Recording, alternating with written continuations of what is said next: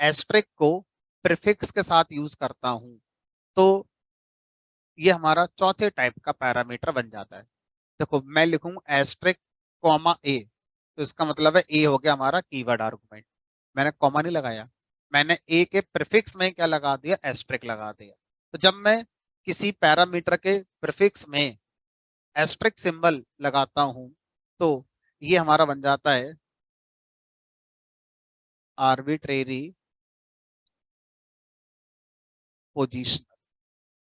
अब यहाँ पर आर्बिट्रेरी शब्द का मतलब क्या है, आर्बिट्रेरी लेंथ। आर्बिट्रेरी लेंथ का मतलब हो गया 0 to n, जितने चाहे उतने पोजिशनल आप आर्गुमेंट पास कर सकते हैं, है ना। क्या मैं कहना चाहता हूँ उसको करके दिखाता हूँ। तो मैंने शो फंक्शन कॉल किया। अब कॉल करने वाले को हमने ये कह दिया कि भाई हमने अपना पैरामीटर आर्बिट्रेरी बनाया है, इसका मतलब ये अपनी मर्जी से जितनी चाहे उतने आर्गुमेंट रिसीव कर सकता है। आप एक दोगे तो भी सही है, दो दोगे तो भी सही है, तीन दोगे तो भी सही है, चार दोगे तो भी सही है, पांच दोगे तो भी सही है, कितने भी जितना मन करे, कितने नहीं दो तब भी चलेगा। 0 to n, तो 0 to n आर्गुमेंट पे हमारा रिसीव कर सकता है। लेकिन सर अब ये बताओ कि ये सारे आर्गुमेंट्स ए को मिलेंगे, हमने कहा ए को मिलेंगे, तो ए कैसे बिहेव करेगा, एज टपल। तो इंटरनली जो आर्बिट्रेरी पोजिशनल पैरामीटर होता है वो हमारा टपल की तरह हमारा यूज किया जाता है, यूज एज टपल। अब मैं जब प्रिंट कराऊंगा ए को तो ये टपल की तरह नजर आपका आएगा।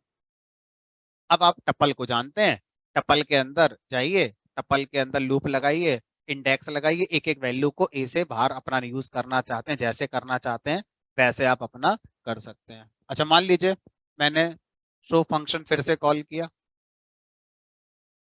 और इस बार मैंने दो ही वैल्यू पास करी, तो इस बार फिर से एक नई टपल बनेगी और वो टपल ए में जाके स्टोर हो जाएगी, उस टपल में दो ही वैल्यूज होंगी हमारी बस।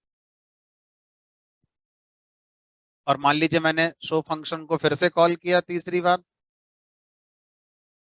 और मैंने कोई आर्गुमेंट ही पास नहीं करा, तो कोई बात नहीं, एक एम्प्टी टपल बनेगी और ए पैरामीटर को एम्प्टी टपल एज आर्गुमेंट मिल जाएगी। तो हम क्या बोलते हैं, आर्बिट्रेरी पोजिशनल। ठीक है। अब देखो अगर आपसे कहा जाए कि इसका यूज कहाँ हो सकता है, तो इसका यूज अगर मैं आपको बताऊं तो फॉर एग्जाम्पल मैंने एक ऐड नाम का फंक्शन बनाया, इसमें मैंने दो पैरामीटर रखे। अब ये फंक्शन क्या करता है, बहुत छोटा काम करता है, इन दोनों के जो वैल्यूज आएंगी उनको प्लस करके प्रिंट कर देगा। उसके बाद फिर मैंने क्या करा, एक फंक्शन और बनाया, इसी नाम से बना दिया, लेकिन उसमें पैरामीटर मैंने 3 कर दिए। अब ये क्या करेगा, ये हमारा इन तीनों वैल्यूज को प्लस करके प्रिंट कर देगा। तो इस तरह से मैं ऐड फंक्शन बनाना चाहता हूं जो कॉल करने वाले से वैल्यूज मांगेगा और उन वैल्यूज को सम करके दे देगा। इस बात में एक छोटा सा चैलेंज आ रहा है, और वो चैलेंज ये है कि आपने कहा कि मैं एक ऐड फंक्शन बनाना चाहता हूं जो कॉल करने वाले से वैल्यूज मांगेगा और उनका सम करके दे देगा। चैलेंज ये है कि पहले ये बताओ कॉल करने वाला कितनी वैल्यूज देगा, क्योंकि अगर आप कहोगे दो वैल्यू देगा तो मैं दो पैरामीटर बना के उन्हें रिसीव कर लूंगा। आप कहोगे नहीं कॉल करने वाला तीन वैल्यूज देगा, नहीं तीन आर्गुमेंट देगा, तो मुझे तीन बनाना पड़ेगा। अब आप कहो कि सर हमें तो खुद नहीं पता कि कॉल करने वाला कितनी वैल्यूज का सम करना चाहता है, तीन का करना चाहे तो तीन का कर ले, चार का चाहे तो चार का कर ले, पांच का चाहे तो पांच का कर ले। हमने कहा ठीक है, फिर एक काम करते हैं, अभी हम स्पेसिफिक हो जाते हैं कि कॉल करने वाला या तो दो वैल्यू का ही सम कर सकता है या तीन का ही कर सकता है, क्योंकि हमने अपने प्रोग्राम में ऐसे इस बार दो ही फंक्शन बना रखे हैं। अब दो पे यूज करके देखते हैं क्या हम दो को यूज कर पा रहे हैं। तो मैंने क्या करा, हमने लिख दिया 1 2 3, फिर लिख दिया ऐड कॉल करा और यहाँ पर 2 3 लिख दिया। तो हमने ये सोचा कि इस बार ऐड फंक्शन हमने जो कॉल किया है इसमें तीन आर्गुमेंट हैं, तो तीन पैरामीटर वाला चलेगा। इसके साथ ये वाला हमारा मैच हो जाएगा। 1 चला जाएगा ए में, 2 चला जाएगा बी में, और 3 चला जाएगा सी में। अब ये जो मैंने ऐड कॉल किया है, ये दो ही आर्गुमेंट वाला है, ठीक है। जब दो ही आर्गुमेंट वाला कॉल करेंगे तो यहाँ पर दो वाला तो ये है, इसमें 2 चला गया ए में और 3 चला गया बी में। अब आप बताइए, क्या ऐसा सोचना सही है? क्या लाइन नंबर 14 के लिए 11 डेफिनेशन चलेगी और लाइन नंबर 15 के लिए 8 लाइन पर जो डेफिनेशन वो चलेगी? अच्छा, जब मैं कल पढ़ा, लास्ट क्लास में पढ़ा रहा था फंक्शन, तो मैंने एक बात शायद इससे रिलेटेड बताई थी कि अगर आप सेम नेम का फंक्शन दोबारा बनाते हैं तो क्या हो जाता है, रिप्लेस हो जाता है वो हमारा। ठीक है, ओवरराइट शब्द को मैं अवॉइड करता हूँ। क्यों करते हैं ओवरराइट शब्द को अवॉइड हमारा? इसलिए करते हैं कि हमारा ओवरराइट शब्द ऑब्जेक्ट ओरिएंटेड प्रोग्रामिंग में यूज होता है। अभी हमने ऑब्जेक्ट ओरिएंटेड प्रोग्रामिंग का कुछ नहीं पढ़ा है, तो वहां पर इस शब्द का इस्तेमाल होता है और इसका अपना एक मीनिंग है। तो यहाँ पर अभी आप अपडेट या रिप्लेस जैसे शब्दों का इस्तेमाल कर सकते हैं रादर देन ओवरराइट, है ना। तो अभी आप कर रहे हो कर लो, लेकिन जब हम एग्जैक्ट उस टॉपिक को पढ़ेंगे तो वहां पर आपको समझ में आ जाएगा ओवरराइट शब्दों में ये बात जरूर होनी चाहिए, जो कि अभी कहीं नहीं दिख रही है हमारे। ठीक है, तो अब पाइथन का आंसर आया, जो आपने कहा भाई कि भाई जो भी अपडेटेड डेफिनेशन है वही चलेगी, है ना। यानी कि इसके लिए भी यही चलेगी और इसके लिए भी यही चलेगी। तो जब इसके लिए भी यही चलेगी तो ए में आ गया 2, बी में आ गया 3, सी में कौन आएगा? एरर। क्या आएगा? मिसिंग आर्गुमेंट सी। ठीक है, कह रहा मिसिंग आर्गुमेंट सी, सी के लिए आर्गुमेंट भाई मिसिंग है। ऊपर का आंसर आ गया होगा, हमने कहा ऊपर का आंसर आ गया होगा। अब मैं चाहता हूं एक ऐसा फंक्शन बनाकर काम करो जिसमें कॉल करने वाले को हम फ्री कर देते हैं, जितनी चाहें उतनी वैल्यू पास कर, जितनी चाहें उतनी वैल्यू पास कर। ठीक है, तो उसके लिए फिर हमसे कहा गया ठीक है एक काम करो, अभी जो जस्ट आपने पढ़ाया है इसकी तरफ चलते हैं। तो कॉल करने वाला कह रहा है कि कितने भी वैल्यूज हमने कहा, तो रिसीवर ने क्या करा, इसके प्रीफिक्स में एस्टेरिस्क लगा दिया। अब सोचो, अब कॉल करने वाला चाहे एक वैल्यू पास करे, चाहे दो करे, चाहे तीन करे, चाहे चार करे, चाहे ना करे, सारी वैल्यूज जितना कॉल करने वाला देना चाहता मेरे पास एटलीस्ट आ तो गई। अब आगे मेरा लॉजिक क्या होगा, ये मेरा दूसरा पड़ाव हो गया कि इस पर अब लॉजिक में क्या लगाऊं। अब सोचो ये भी चलेगा और अगर मैं ऐसे कर दूं तो भी चल जाएगा। मैंने कहा चल जाएगा। अब सर आप प्रिंट मत कराओ, आप तो एक ही वैल्यू प्रिंट करा रहे हो, आप लॉजिक बताओ। अब अगर हम ध्यान से सोचें तो ये एक टपल की तरह यूज होगा। कोइंसिडेंटली, लकीली, टपल, लिस्ट, इन सब पर एक फंक्शन चलता है सम। सम फंक्शन में क्या होता है, आपसे एक टपल या लिस्ट या सेट मांगा जाता है और सम फंक्शन उनकी सारी वैल्यू का सम करके दे देता है। लेकिन सर अगर मैं ऐड की जगह मल्टीप्लाई कर दूं तो पाइथन में मल्टीप्लाई कराने के लिए पहले से कोई फंक्शन नहीं है। तो अब हम लॉजिक के साथ जानना चाहते हैं कि हम भाई मल्टीपल वैल्यूज जब दे रहे हैं फंक्शन को तो लॉजिक कैसे लगाएं कि हमारा काम हो जाए। हमने कहा ठीक है, हम लाइब्रेरी का यूज नहीं कर रहे, हम खुद का लॉजिक लगाना चाहते हैं सो डैट हम किसी भी तरह के ऑपरेशन को फिर कर पाए। हमने कहा देखो, अगर ये टपल है तो टपल को लूप से इटरेट किया जा सकता, हमने कहा। अब अगर मैं आपसे कहूं एक एक वैल्यू को प्रिंट कराए, हमने कहा प्रिंट करने की जरूरत नहीं है। फिर क्या करो, एक काम करो, इस ऐड फंक्शन के अंदर मान लीजिए मैंने कोई एस नाम का वैल्यू बना दिया 0। अब देखो मैंने कर दिया S equal to S plus I. तो अब जब ऐड फंक्शन लाइन नंबर 6 के लिए कॉल होगा तो ए में आ गया 1 2 3 एस टपल, एस की वैल्यू 0 हो गई। लूप चला ए टपल के लिए, आई में आ गया 1 पहली बार, तो एस की नई वैल्यू हो गई, एस की पुरानी वैल्यू 0 + 1, 0 + 1 वापस जाके एस में स्टोर हो गया। लूप दोबारा चला, आई की वैल्यू 2 आ गई। एस की नई वैल्यू बन गई एस की पुरानी वैल्यू जो कि 1 थी +2। 1 + 2 कितना हो गया 3। 3 जाके वापस से एस में सेट हो गया। अब लूप चला आई की वैल्यू 3 के लिए, तो एस की नई वैल्यू हो गई अभी जो पुरानी वैल्यू बनी थी 3 + 3 कितना हो गया 6, जाके वापस से एस में सेट हो गया। अब लूप चलेगा ही नहीं हमारा। तो लूप के बाहर आने के बाद जब फंक्शन आगे बढ़ेगा तो हम एस में जो रिजल्ट आया है उसको प्रिंट करा देते हैं। तो अब आउटपुट देखने वाले को लास्ट इटरेशन से जो एस की वैल्यू बनी है वो प्रिंट होती दिखाई देगी। अब वो मेरे लॉजिक का आउटपुट है। ऐड फंक्शन खत्म हो गया, ए खत्म हो गया, सब खत्म, एस खत्म, कुछ नहीं बचा। अब लाइन नंबर 8 के लिए फिर से चलेगा ऐड फंक्शन। जब फिर चलेगा तो फिर से ए टपल में 2 3 आएगा, पुराना सब खत्म हो चुका होगा, एस फिर 0 हो जाएगा, अब उस टपल के लिए लूप चलेगा। अकॉर्डिंगली ये लॉजिक हमारा काम कर रहा है। तो अब आप इसका यूज करके क्या कर सकते हैं, कॉल करने वालों को कह सकते हैं जितनी चाहें उतनी वैल्यू आप पास कर देना, मेरा लॉजिक तैयार है, आपकी कितनी वैल्यू का वो क्या कर सकता है, सम करके दे सकता है। आप एवरेज निकलवा लो, है ना। अब जैसे सेम सिचुएशन, मुझे क्या करना है, मुझे एक फंक्शन बनाना है एवरेज निकालने वाला। मान लो अलग अलग कॉलेज में अलग अलग नंबर ऑफ सब्जेक्ट्स होते हैं, तो मैं ये फंक्शन बनाना चाहता हूँ जो किसी भी कॉलेज की तरफ से कॉल किया जाए तो उनके एवरेज मार्क्स निकाल के दे दे। तो हमें ये बताओ इंडिविजुअल सब्जेक्ट कितने हैं, ताकि उन सबका सम करेंगे और उतने से भाग करेंगे फिर। ठीक है, तो हमने कहा ऐसा करने की जरूरत ही नहीं है, यहाँ पर एस्ट्रिक ए लगा दो। अब देखो ए की जगह मैं यहाँ पर मार्क्स कर देता हूँ ताकि रीडेबिलिटी बन जाए कि भाई ये जो पैरामीटर है ये मार्क्स मांगेगा कितने, कितने भी। एस्ट्रिक का मतलब है कितने भी, 0 से n कितने भी। अब यहाँ पर एवरेज का लॉजिक लगाओ। तो अब हमें पता है कि मार्क्स एक टपल की तरह बिहेव करेगा। इस बार मैं सम फंक्शन का यूज कर लेता हूँ, है ना, ऊपर मैंने लॉजिक लगा दिया। सम ऑफ मार्क्स डिवाइडेड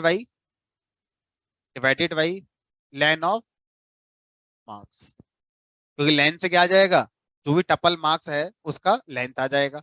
अब जो भी रिजल्ट आया वो एवरेज हो गया हमारा। अब इस रिजल्ट को प्रिंट कर देते हैं। अब मान लीजिए मुझे एवरेज निकालना है 3 सब्जेक्ट के मार्क्स का आउट ऑफ 10।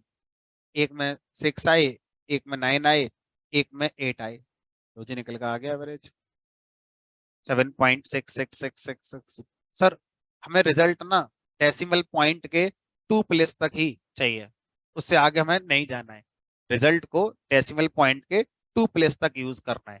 तो मैं राउंड फंक्शन में जब किसी फ्लोटिंग वैल्यू को पास करता हूं तो राउंड फंक्शन हमसे पूछता है कि दशमलव के कितने प्लेसेस तक इसको राउंड कर, हमने 2 लिख दिया। ठीक है, अब अगली बार कोई आया, वो कह रहा है कि नहीं मेरे पास तो 5 सब्जेक्ट हैं, उनका एवरेज निकालो। हमने कहा हमारा फंक्शन किसी का भी एवरेज निकाल सकता है, बस अपना डेटा देते जाओ और ये एवरेज निकाल कर आपको दे देगा। मान लो इस बार आउट ऑफ 100 है, तो किसी सब्जेक्ट में 78 आए, किसी में 90 आए, किसी में 60 आ गए, किसी में 56 आ गए, किसी में 50 आ गए। अब सर ये 5 सब्जेक्ट का एवरेज बता दो कितना है, तो जी इतना है 66.8। बढ़िया फंक्शन हो गया ये। अब ऐसा काम अगर मैं आपसे कहूं सी में करके दिखाओ, तो सी वाले पता क्या कहते हैं, सी वाले कहते हैं अलग अलग फंक्शन बनाओ, अलग अलग नाम से बनाओ, क्योंकि एक नाम से एक ही बनेगा।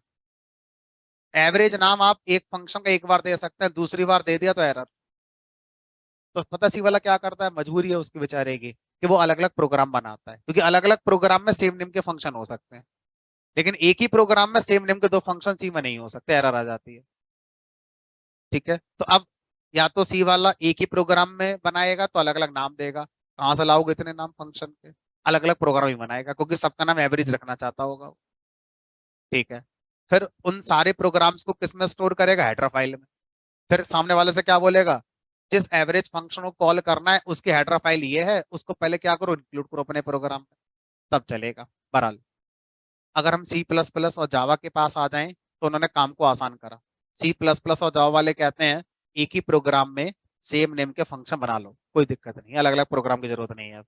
लेकिन शर्त यह होगी कि वो फंक्शंस 3 तरह से अलग होने चाहिए।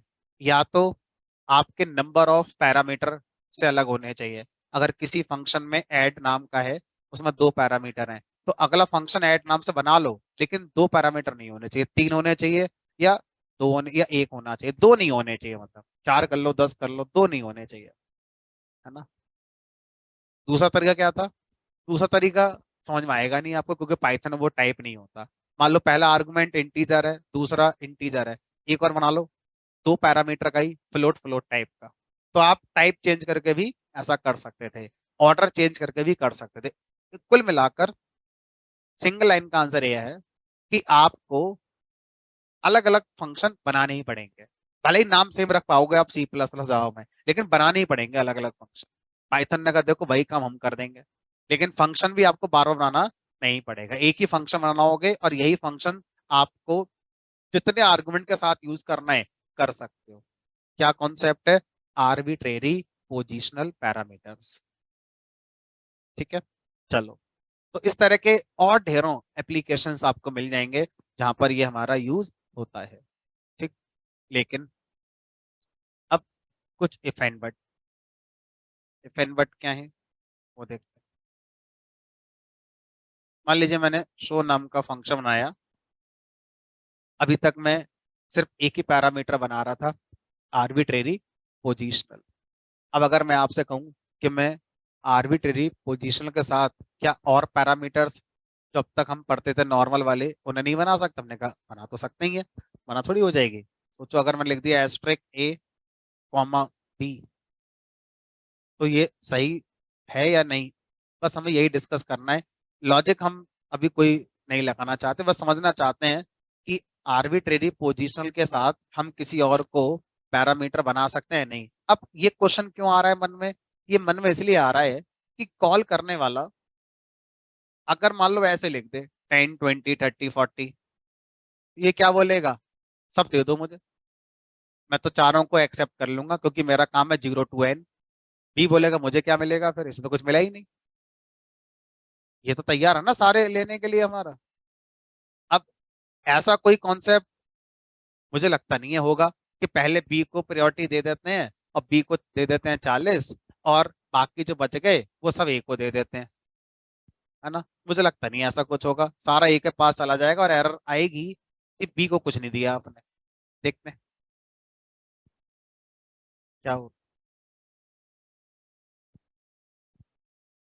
एरर कुछ ऐसी आ रही है हमारी बी के लिए, कह रहा है बी के लिए मिसिंग हो गया, बाकी सब किसके पास चला गया? ए के पास चला गया होगा, बी अकेला रह गया, उसमें कुछ नहीं गया। ठीक है, तो अब अगर हम ऐसा करते हैं तो ये तो एरर आएगी, तो हमें स्पेसिफिक होकर बताना पड़ेगा शो फंक्शन में कि भाई ये जानना चाहिए पोजीशन वाले के लिए आर्बिट्री पोजीशन, और बी इक्वल टू 40। तो जब हम कीवर्ड आर्गुमेंट लगाते हैं तो अब ये क्या बोलेगा? मैं तो इसको नहीं देखूंगा, क्यों? क्योंकि मेरे नाम में लिखा था मैं आर्बिट्रेरी पोजीशनल हूं, मैं बस पोजीशनल वाले जो आर्गुमेंट्स हैं उनको रीड कर सकता हूं, अगर कोई भी कीवर्ड आर्गुमेंट है तो मैं उनको नहीं देखता। ठीक है, तो इसका मतलब फिर ये किसको मिलेगा? फिर तो ये बी को ही मिलेगा। अब देखते हैं आउटपुट। ए में चला गया पोजीशन वाले। तो अब अगर आपका मन करे कि सर फिर ठीक है एक काम करते हैं, ऐसा कर देते हैं, मुझे लगता है आप में से काफी लोग बता देंगे कि ये बात सही है गलत है। तो हम ये सोच रहे हैं कि बी को मिल जाएगा 20, बाकी सब पोजीशन वाले हैं, तो ये बस देखेगा पोजीशन वालों को, 10 30 40 चला जाएगा ए में। अभी वाला तो शायद आप जो कह रहे हैं वो बात सही हो सकती है, लेकिन लास्ट क्लास का एक रूल ब्रेक कर दिया आपने। रूल क्या था कि जब आप कॉल करते हैं फंक्शन को और उसमें पोजीशनल और कीवर्ड दोनों लगाते हैं तो पहले कौन आते हैं? पोजीशनल, उसके बाद कीवर्ड। अगर कीवर्ड आने शुरू हो गए तो फिर कीवर्ड ही आते रहेंगे, फिर पोजीशन नहीं आ सकता। आपने अपना रूल ही तोड़ दिया। पोजीशनल कीवर्ड यहां तक सही है, अब पोजीशन नहीं आ सकती, अब कीवर्ड ही आएंगे जो आएंगे। Positional argument follows keyword argument, तो एरर आ गई। यानी कि हमें जो रूल एक नया बताया जा रहा है, हमें इस बात का ध्यान रखना है कि कहीं पुराना कोई रूल हमारा फिर ब्रेक नहीं होना चाहिए। ठीक है, अब यहाँ तक सही है। अब हमने क्या करा? हमने लिखा डेफ शो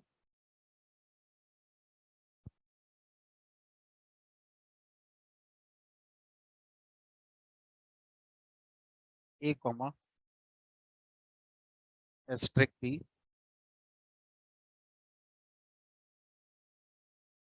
प्रिंट ए कॉमा बी। सॉल्व कर दिया 10 20 30। तो शायद इस बार ऐसा हो जाए कि भाई जो हमारा ए को मिल जाए 10 और बी में चला जाए 20 30, है ना। और अगर ऐसा नहीं हुआ, बी बोलेगा नहीं मैं तो सबको रीड कर लूंगा, तो फिर मुझे ए को कीवर्ड आर्गुमेंट बनाना पड़ जाएगा। देखते हैं क्या होता है। तो जब हम अपना आर्बिट्रेरी पोजिशनल लास्ट में बनाते हैं तो उसको हम सेकंड प्रायोरिटी पर आर्गुमेंट देते हैं।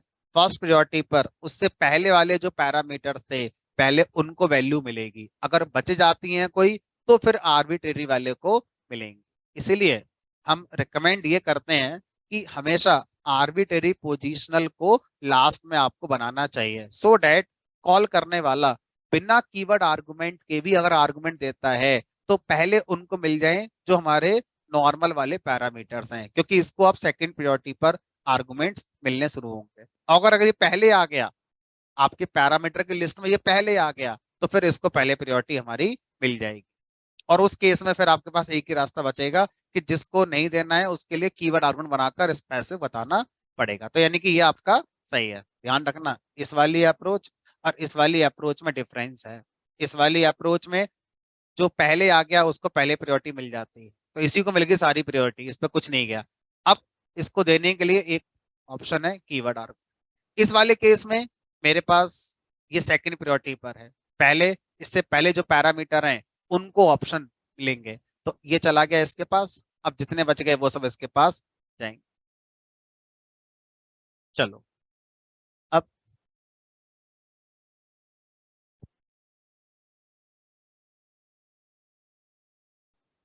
इस बार देखते हैं क्या आप सोचते हैं।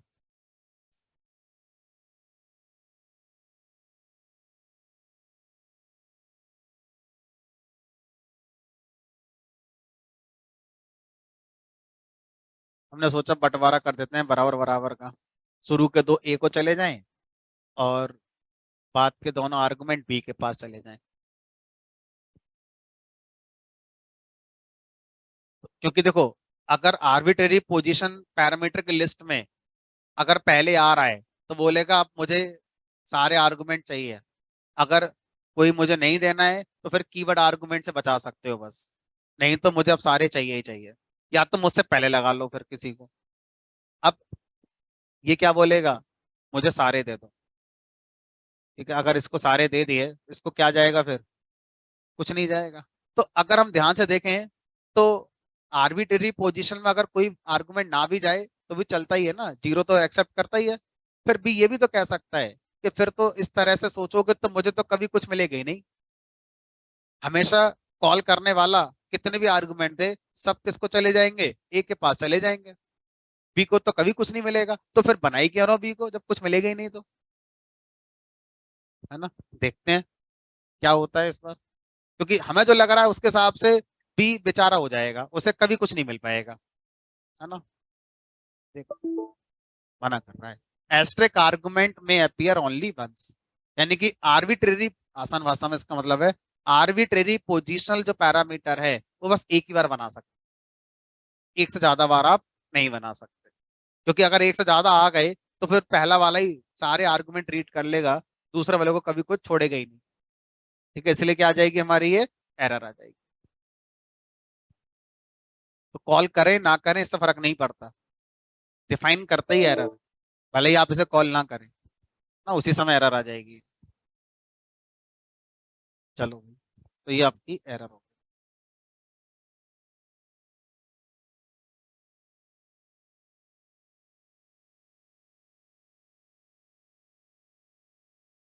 इसको मैंने स्ट्रिंग बना दिया ताकि एग्जीक्यूट एज ए स्ट्रिंग हो ना कि एज ए फंक्शन हो, जिससे कि प्रोग्राम में एरर भी नहीं आएगी और पता चल भी जाएगा कि ये गलत लिखा है।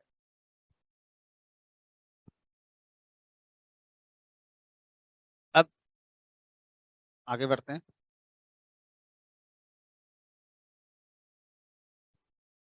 पाइथन ने कहा आखिरी टाइप का पैरामीटर, पैरामीटर का आर्गुमेंट का कॉन्सेप्ट पूरा खत्म हो जाएगा अगर किसी भी पैरामीटर के प्रीफिक्स में डबल एस्ट्रिक लगा दें। तो डबल एस्ट्रिक का मतलब होता है आर्बिट्रेरी कीवर्ड। सिंगल एस्ट्रिक का मतलब है आर्बिट्रेरी पोजिशनल, और डबल एस्ट्रिक का मतलब है आर्बिट्रेरी कीवर्ड्स।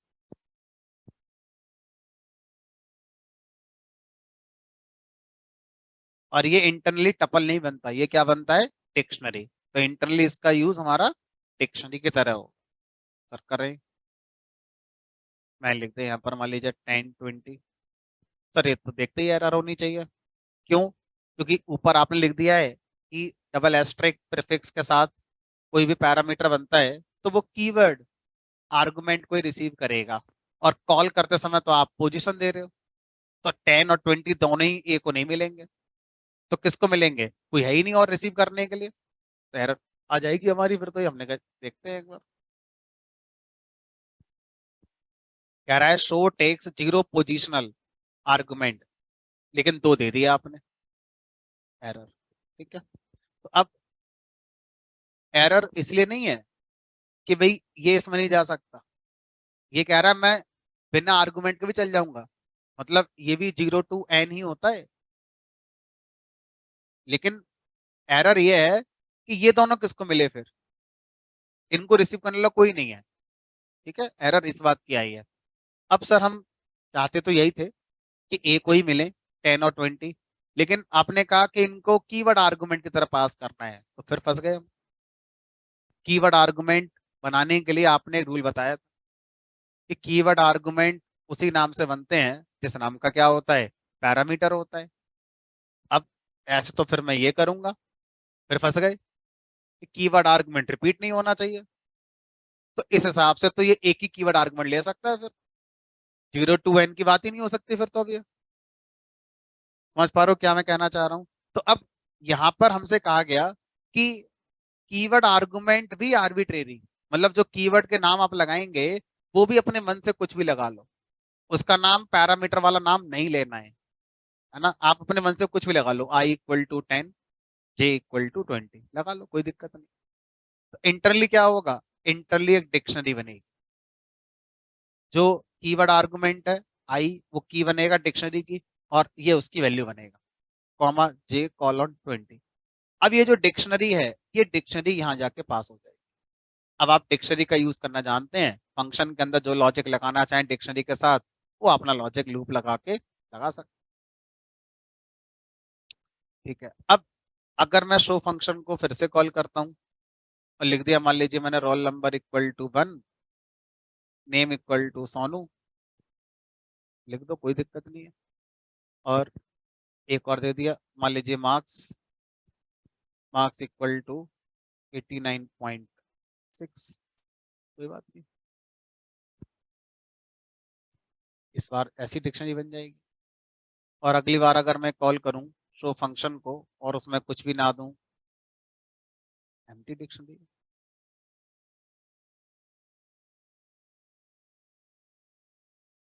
तो इस कॉन्सेप्ट का बहुत ज्यादा यूज आप कहाँ देखेंगे, इस कॉन्सेप्ट का बहुत ज्यादा यूज आप होते हुए पाएंगे जब आप कॉन्फ़िगरेशन को डिफाइन करते हैं किसी भी कोड में। तो कॉन्फ़िगरेशन को डिफाइन करते हैं का मतलब, अ, अगर मैं आपसे कहूं कि मान लीजिए मुझे कोई एक एक्सेल फाइल पढ़नी है, ठीक है। तो मान लीजिए मेरे पास कोई फंक्शन है जिसका नाम है read_excel, जस्ट फॉर एग्जांपल। और जब आप एक्सेल फाइल पढ़ेंगे तो आप बताओ एक्सेल फाइल का पाथ कहाँ है। तो पाथ आप कैसे बताएं, कीवर्ड आर्गुमेंट से बताएं। अब उस एक्सेल फाइल में कई सारी शीट हैं, बताओ किस शीट को पढ़ना चाहते हो। तो शीट का नाम आप कैसे बताएं, एज कीवर्ड आर्गुमेंट बताएं। अब उस शीट में 1000 रोज हैं और 100 कॉलम है, मुझे कुछ रोज कुछ कॉलम पढ़ने हैं। तो आप लिखेंगे n rows, number of rows =50, और इसी तरह से मान लीजिए n कॉलम्स इक्वल टू आपने कर दिया 10 काइंड ऑफ। तो जो हमारे कीवर्ड आर्गुमेंट्स होते हैं ये बहुत ज्यादा बार आप देखते हैं जब आप कोई कॉन्फ़िगरेशन को कहीं डिफाइन करते हैं। दूसरा एग्जांपल देखो, मान लीजिए मैं आपको ग्राफिक्स प्रोग्रामिंग सिखा रहा हूँ पाइथन के अंदर, सिलेबस का पार्ट है, पढ़ेंगे, आखिरी टॉपिक हमारा पाइथन का वही होगा, ग्राफिक्स प्रोग्रामिंग। तो जब मैं आपको पढ़ाऊंगा तो मान लीजिए मैंने वहां पर कोई बटन बनाया, ऐसे करके बटन बनाया, तो आप बताओ बटन पे क्या लिखना चाहते हो? मैंने कहा बटन पे लिखना है ओके, ठीक है। अब बताओ बटन का फॉन्ट क्या रखना चाहते हो? बटन का फॉन्ट बता दिया। तो इस तरह से बटन का फोरग्राउंड कलर बताओ, लाल हरा नीला पीला क्या रखना है, बैकग्राउंड कलर बताओ क्या रखना है। इसी तरह से और बहुत सारी चीजें, बॉर्डर वगैरह बताओ, बॉर्डर रखना है नहीं रखना है। तो इस तरह से हम बटन के लिए क्या बना रहे हैं, कॉन्फ़िगरेशन बना रहे हैं कि बटन का लुक ऐसा होना चाहिए, उसका ब्रेथ इतना होना चाहिए, हाइट इतना होना चाहिए। तो वो सब हम कैसे बनाते हैं पाइथन के अंदर, कीवर्ड आर्गुमेंट्स का यूज करके ही बनाते हैं। और वो कीवर्ड आर्गुमेंट्स कितने हो सकते हैं वो फिक्स नहीं है, आप जितना यूज करना चाहते हैं करो, नहीं करना चाहते हैं मत करो। किसी को बॉर्डर नहीं देना है मत लगाओ, किसी को बैकग्राउंड कलर नहीं देना है मत लगाओ, किसी को देना है तो लगाओ। अभी और भी बहुत सारे कीवर्ड आर्गुमेंट है जो हम दे सकते होंगे। तो अब फंक्शन बनाते समय वो रिसीव कैसे करें, क्योंकि कॉल करने वालों को हम फोर्स नहीं कर सकते कि 10 दो के 15 दो के 50 दो के 100 दो के 200 दो। हमारे पास इतने ऑप्शन है, उनमें से जितने देना चाहो दे दो। तो फिर आर्बिट्रेरी ही यूज हो सकता है वहां, दूसरा कोई कॉन्सेप्ट यूज होगा ही नहीं हमारा। तो इस तरह की जब भी नीड आएगी हम इसका यूज कर लेंगे। ठीक है। तो अब हमारा कीवर्ड आर्गुमेंट्स क्या होते हैं, ये आर्बिट्ररी कीवर्ड आर्गुमेंट्स क्या होते हैं ये हमारी समझ में आ जाता है। अच्छा, अब सर इन दोनों को, दोनों जो आर्बिट्रेरी वाले थे इनको मिक्स करके यूज कर सकते हैं? हमें नहीं पता, एक बार कोशिश करते हैं गैस करने की कि कोई प्रॉब्लम अगर आएगी तो हम उसे देखते हैं सॉल्व हो जाए, नहीं सॉल्व हो रही होगी तो मना कर देंगे, और से प्रॉब्लम ही नहीं आ रही है तो क्या दिक्कत है फिर चलाने में।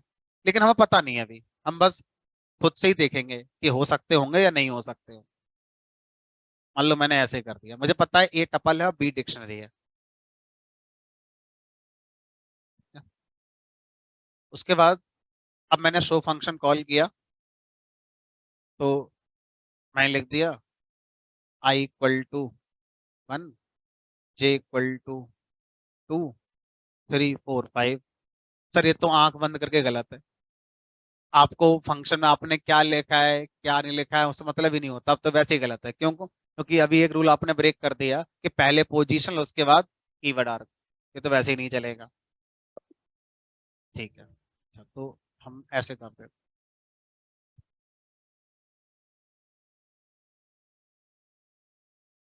आई equal to this, J equal to this, A equal to this.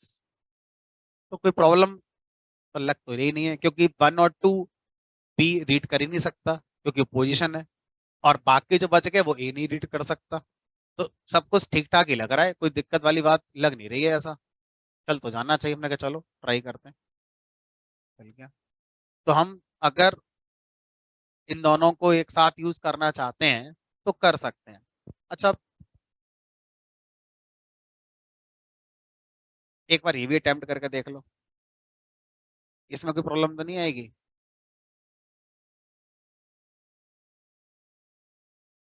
ये सही होगा गलत होगा? क्योंकि उसको कीवर्ड चाहिए, कीवर्ड पर ध्यान देगा वो अपना, उसको पोजीशन से मतलब ही नहीं है, उसको पोजीशन चाहिए, उसे कीवर्ड से मतलब ही नहीं है कोई। तो सर अभी भी ठीक ठाक होना चाहिए या नहीं?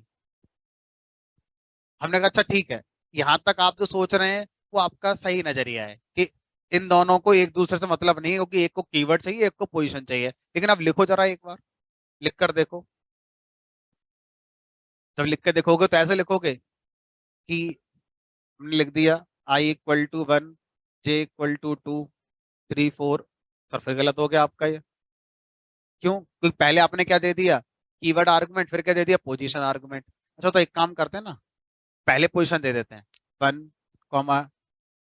2, ऐसे करके, और फिर लिख देते हैं I equal to 3, J equal to 4।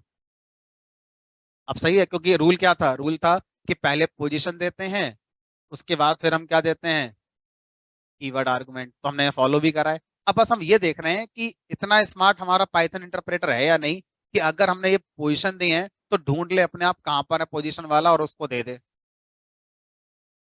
अगर ऐसे हो जाएगा तो ये दोनों चले जाएंगे इसके अंदर और ये दोनों चले जाएंगे इसके अंदर। अगर मैं यहाँ सी लिख दूं तो लड़ाई हो गई अब यहाँ पर, कि अब सी को कुछ मिलेगा ही नहीं। हमने कहा सी को छोड़ो, पहले इतना ही देखो। देखते हैं, रूल आ रहा है। रूल क्या आ रहा है हमारा? रूल कह रहा है कि जो पोजिशनल वाले हैं पहले वो लिखोगे, उसके बाद आर्बिट्रेरी कीवर्ड लिखो। यानी कि ये क्या आ जाएगी हमारी, एरर। कॉल करो ना करो, लिखते ही एरर। ठीक है, तो इस तरह से फिर से हमारी बन गई error। यानी कि अगर आपसे कहा जाए कि मुझे आर्बिट्रेरी दोनों वाले यूज करने हैं, तो आर्बिट्रेरी दोनों वाले यूज करने के लिए पहले आपको पोजिशनल आर्बिट्रेरी लिखना होगा, उसके बाद कीवर्ड आर्बिट्रेरी लिखना होगा। ठीक है।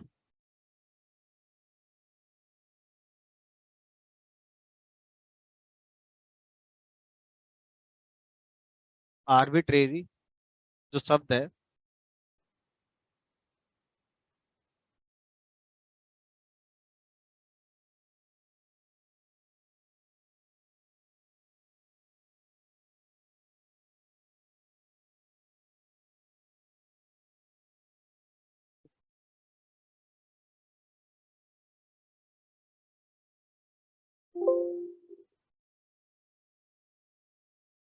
वी आर्क्स, कहीं आपको किसी बुक में वी आर्क्स लिखा मिल सकता है, variable length argument. V args मतलब वेरिएबल लेंथ, फिक्स लेंथ के नहीं है। तो आर्बिट्रेरी का मतलब यही है जो फिक्स लेंथ का ना हो। उस चीज को कई जगह पर आपको वी आर्क्स लिखकर मिल सकता है। कि वी आर्क्स क्या होते हैं, वेरिएबल लेंथ आर्गुमेंट की बात हो रही है। ऐसे आर्गुमेंट जो फिक्स नहीं है, हम कितने भी दे सकते थे। ठीक है।